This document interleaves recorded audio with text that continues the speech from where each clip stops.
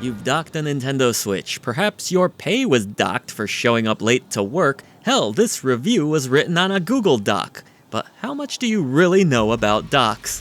Well, I now know more than I ever wanted to thanks to Docked from Saber Interactive, a video game where, much like that guy from those Planet Fitness commercials, you get to lift things up and put them down.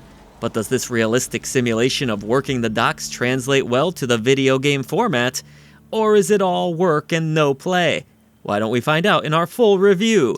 But real quick, you can support real people that make real things and gain Discord access, so much more over at patreon.com/idreamofindiegames, where your new indie gaming community is waiting for you. There seems to be a simulator for just about everything these days. You can mow the lawn, power wash a house, run a food truck, or maybe even own your very own gas station. But Docked has us working in what is notoriously a dangerous field where we operate heavy machinery and move massive cargo containers from location to location. Here you are a longshoreman, and your job isn't just about moving things and operating massive machines, as you'll also need to be financially savvy while investing in your ports and growing the family business. Let's begin this review by saying Docked is not for everyone. Some of you may recall the forklifting minigame from the Shenmue series. Half of players absolutely detested it, decrying it as mundane and boring. The rest found a strange satisfaction in moving about cargo and earning a fair wage. Personally, it felt like work to me, but I'm not here to judge. In that same way, Docked very much feels like work most of the time.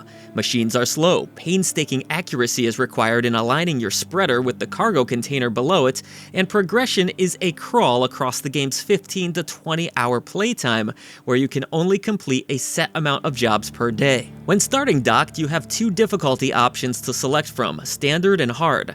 The hard mode is the more realistic of the two choices, with tighter deadlines and greater precision required. The game is broken up into various jobs and does include a throwaway story about a hurricane, a struggling musician, and a family business. I'd tell you more, but time is precious and it really doesn't matter. What does matter, however, is how the moment-to-moment gameplay plays out. Essentially, players will need to complete several jobs per day, which typically involve picking up containers and moving them somewhere else while trying not to damage the machinery or precious cargo. There is some variety to the vehicles that you'll be operating, with more unlocked with, you guessed it, time and money. In between jobs, you'll sign orders, designate utilities, and spend money on upgrades while growing the operation further. Controlling machines is no easy task, as the game is riddled with button combinations that will have the less than patient tossing their controller. Some of the mechanics require holding multiple buttons at once, and true to reality, each machine handles as bulky as you would expect. This makes me feel a bit mixed about the gameplay. On one hand, the game gives you what's advertised. I've never worked the docks myself, but it's hard to imagine that the experience presented here isn't at least somewhat similar. And yet, a fun video game this does not always provide. It's slow, monotonous, frustrating, and often repetitive. And yet, I see where it could also appeal to the right player. The target audience for this game is people who love simulators and are enthusiastic about heavy machinery. Obviously, this exists, but I can't imagine the center of that Venn diagram is very large.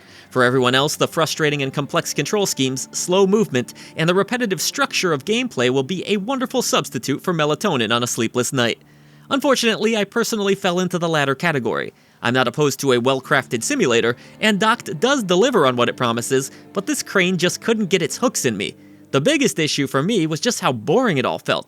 Maybe with a bit more drama in the storytelling, some greater visual interest, or quicker progression, I could get on board with some of its less than thrilling mechanics. Players are able to exit vehicles and walk around from the first-person perspective, which could have been cool, but Docked never does a whole lot interesting with this. In fact, when you exit a vehicle, you'll lose sight of the game's important waypoints. Now, to its credit, Docked does a nice job of explaining things most of the time, and in some instances, over-explains, rehashing your directives step by step at the beginning of each job.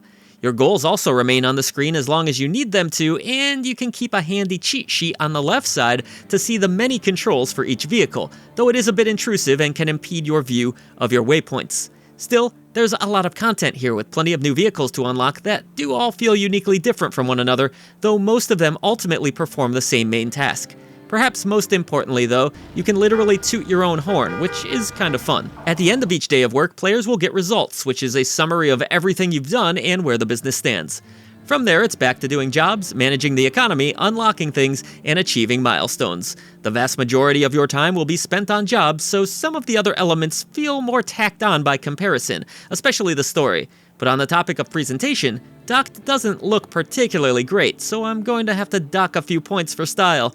The vehicles are pretty accurate to what my untrained eyes would expect, but each work area feels lifeless and empty in comparison. Character portrait art is rather uninspired, as is much of the signage around the different locations. There's some okay water and light visuals, and some decent sound effects too, but the generic radio tracks that are selectable are aggressively boring, reminding me of AI-generated or copyright-free music. I'm not pointing any fingers, but it does give off that sort of soulless vibe.